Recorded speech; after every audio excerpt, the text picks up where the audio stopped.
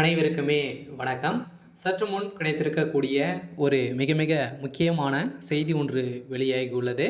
சற்று முன் நீதிபதியை மிரட்டிய முதல்வர் ஸ்டாலின் அதிரடி கைது, பரபரப்பு, இது மாதிரி செய்திகள் வெளியாகிருக்கு. இப்போ பார்த்தீங்கன்னா விஜய் அவர்கள் நேற்று பிரச்சாரத்தில் ஈடுபட்டு இருக்கு இல்லையா. சனி ஞாயிறு மட்டுமே தான் பார்த்தீங்கன்னா விஜய் அவர்கள் பிரச்சாரத்தில் ஈடுபட்டு வந்துட்டு இருக்காரு.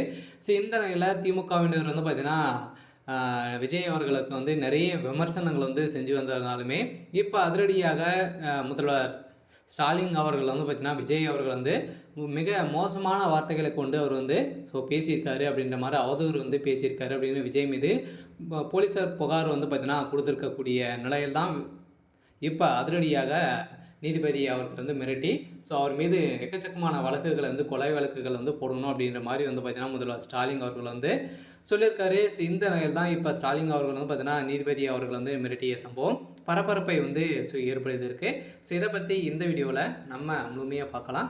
அதுக்கு முன்னாடி நம்ம சேனலுக்கு இப்போ தான் நீங்கள் முதல் முறையாக வந்திருக்கீங்க அப்படின்னா மறக்காமல் நம்மளுடைய சேனலை சப்ஸ்கிரைப் பண்ணி சப்போர்ட் பண்ணுங்கள். வாங்க வீடியோக்குள்ளே போகலாம்.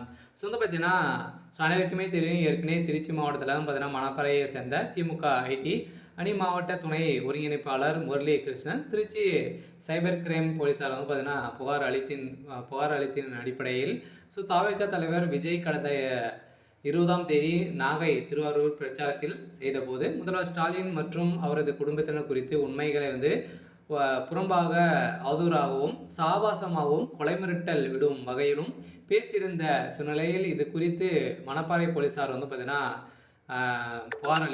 புகார் அளித்திருந்த நிலையில் அவர்கள் புகாரை ஏற்கவில்லை.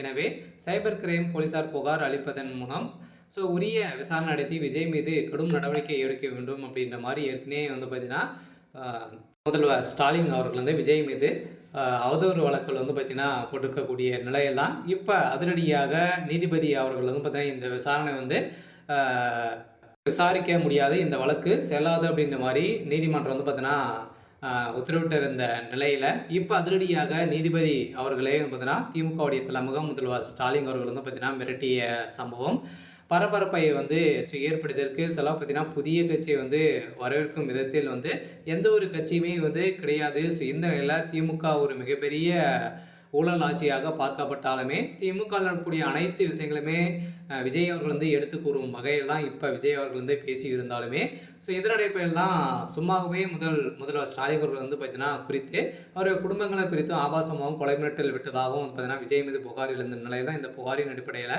அவர் மீது புகார் எடுத்துக்கொள்ளாத போலீஸார் மீது பார்த்தீங்கன்னா அதிரடியாக முதல்வர் ஸ்டாலின் அவர்கள் நீதிபதி அவர்களை மிரட்டியதாக தகவல் வெளியாக இருக்குது. சரி, ஓகே. இன்னைக்கான அப்டேட் பார்த்தீங்கன்னா இதுதான். மறக்காமல் நம்மளுடைய சேனலை சப்ஸ்கிரைப் பண்ணி சப்போர்ட் பண்ணுங்கள்.